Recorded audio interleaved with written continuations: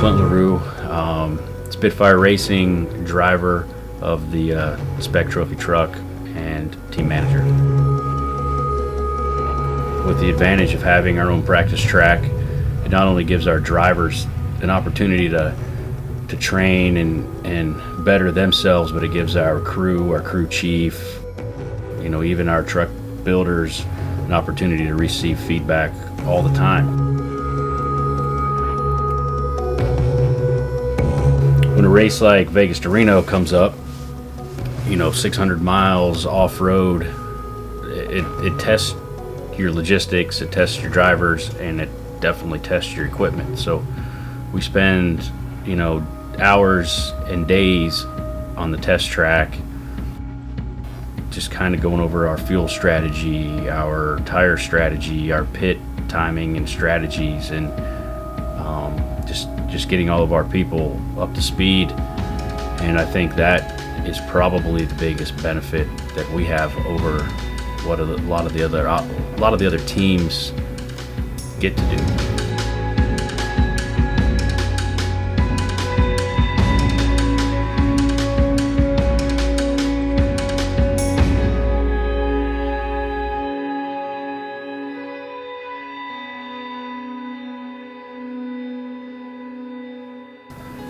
I think probably a common assumption to most people is that you can dump a lot of money into this team and load up and go racing and be successful.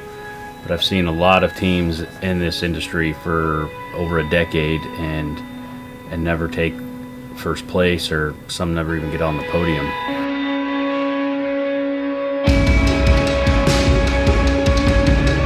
With us, we understand, most importantly, the benefit to the vertical integration, much like we do on the company side of things. So with the manpower that we have access to, we focus more on planning and preparation than we do just buying and building the best equipment.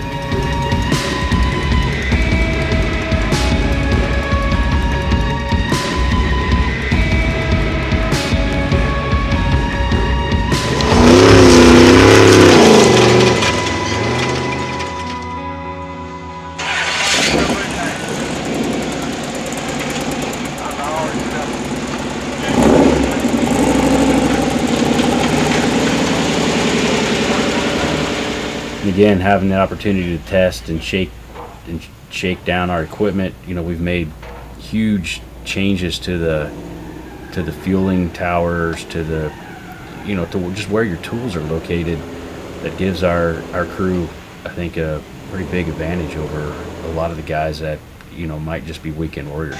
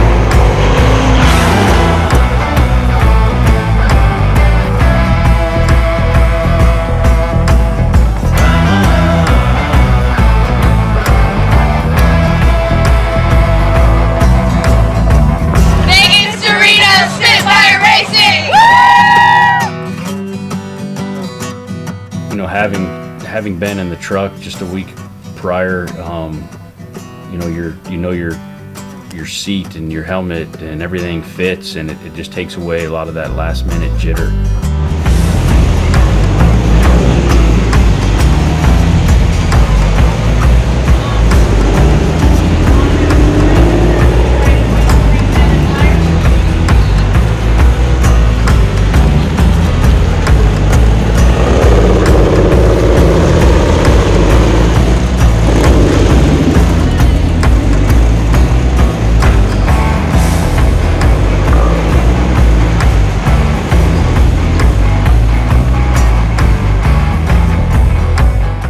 Again, your crew, the same deal. They've rehearsed, they've sat in the same room together for up to weeks prior, and everybody knows that they're in the right place, and now game day is just that much cleaner.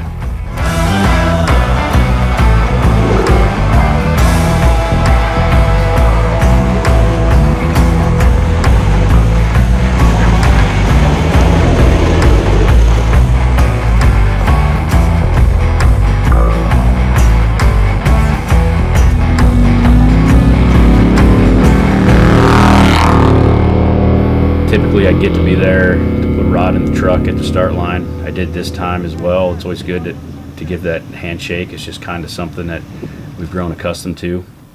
And, just knowing that I'm going to see him at the first pit or whatever pit, wherever that driver change is. And it's always good. It's a good feeling for me knowing that Rod is starting. He's always consistent. He's always solid. And I just know that he's going to bring me a truck that's in good shape. And he always picks his way through the field carefully, and again, that held true here at Vegas to Reno.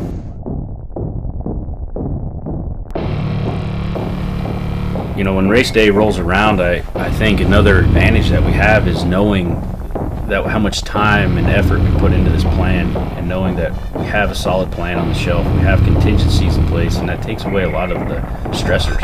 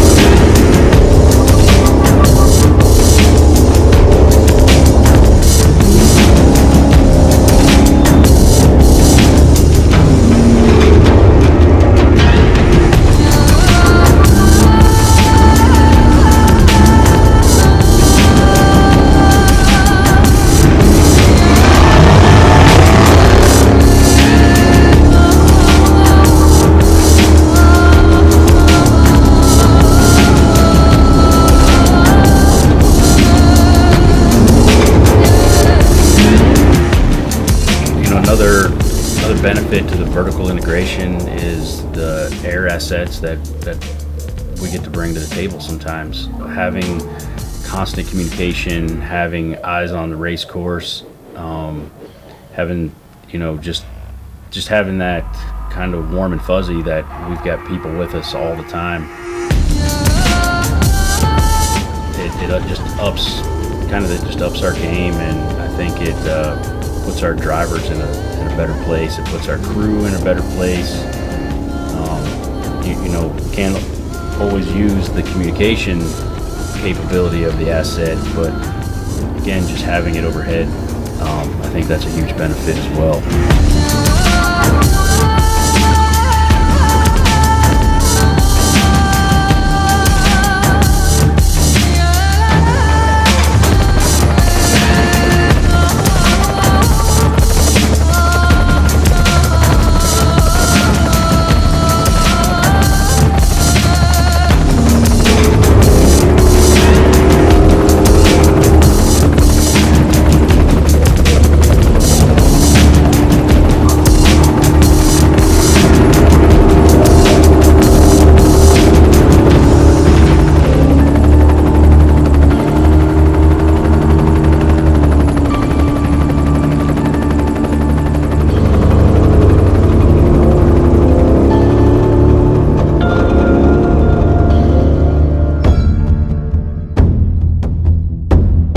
one of the biggest challenges in this kind of racing is maintaining discipline. You know, you're out there, and these trucks will, you know, typically go quite a bit faster than what you're pushing them. But if you run you need to maintain that 20% buffer for when you need it. If you run a truck at 100% for 600 miles, it's not going to work out. You might get lucky from time to time, but most likely it's not going to work out for you. So when you're out there in the open desert and you're in a section that you could go 110 miles an hour, but 80 is where you need to be to preserve your equipment and get to the finish line, that's a challenge sometimes, because the racer in all of us and the kid in all of us sitting behind the wheel of this 550 horsepower trophy truck just wants to go all out. But maintaining that discipline, I think, is one thing that has made Spitfire as successful as we are. We have a great record of finishing, and to finish first, you first must finish. Trying not to get wrapped up in a race is hard. It is very easy to do that. I think Ricky Johnson once said, you can't win it in the first 5 miles, but you can certainly lose it. Coming in on our way up to, I think it was probably pit 2, whatever we call the driver change at this race. We finally got some comms out from the race truck after struggling with comm issues, and Eric, the co-driver, put out that we had some fueling issues. And what had happened is one of the other trophy trucks tried to come from behind and make a pass, and when they kind of tagged Rod in the rear end, smashed our fuel cell. And sometimes issues like this will put a team out of the game. For us, because of the manpower that we have, the skill that we have in our crew, they were able to adjust on the fly. They came up with an alternative fueling source, and I went back to the chase truck to get dressed when I knew the race car was coming, and when I came back in all my gear, I didn't know what to expect. Rod got out, we high-fived like we always do, and I got in and got the thumbs up and took off. And it's amazing after the fact to see what all those guys did in that pit to just completely change their fueling strategy and their fueling system. In this particular instance, we had Jimco on board to support us at that pit, and between them consulting with Chuck, our crew chief, and our guys, they just on the fly created an alternative fueling system, and we utilized that strategy the rest of the race.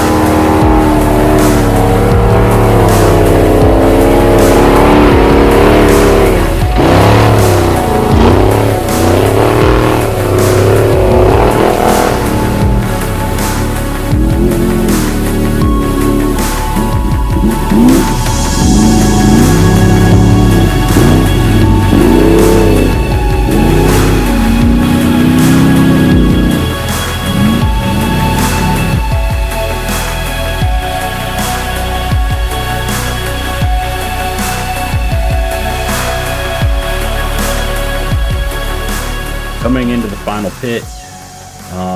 The guys, I think they may have been addressing an issue, something that they found in the back, and we did notice in the lights one of the 10 cars creeping up on us. And the only reason that any of these buggies were catching us was because of our fueling issue. You know, our fuel stops now went from 40 seconds to 4+ minutes, and over the course of a race, that kind of hurts. The guys were able to button up their pit in a hurry. They kind of saw that we were in a hurry. They got out of the way. We got out in front of the 10 car. However, going out of the first turn out of the pits in the speed zone, they tried to put a pass on us, but we just didn't allow that, and we got back out ahead of them.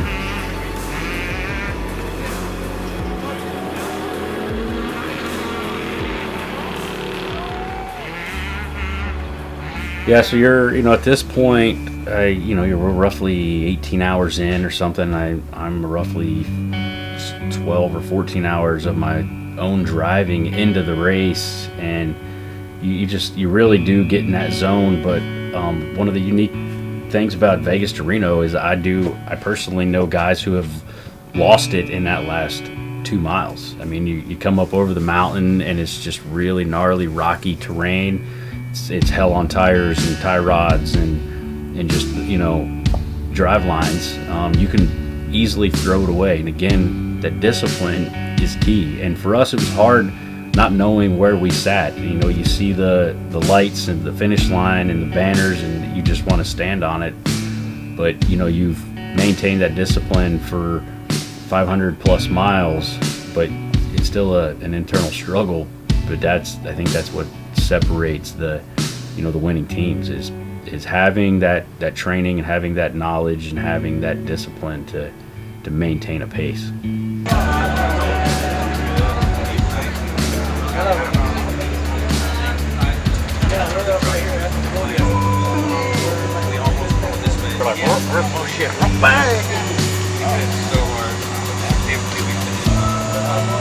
Big thanks to Jimco for prepping and building a solid truck. SRD, feels good, Rich.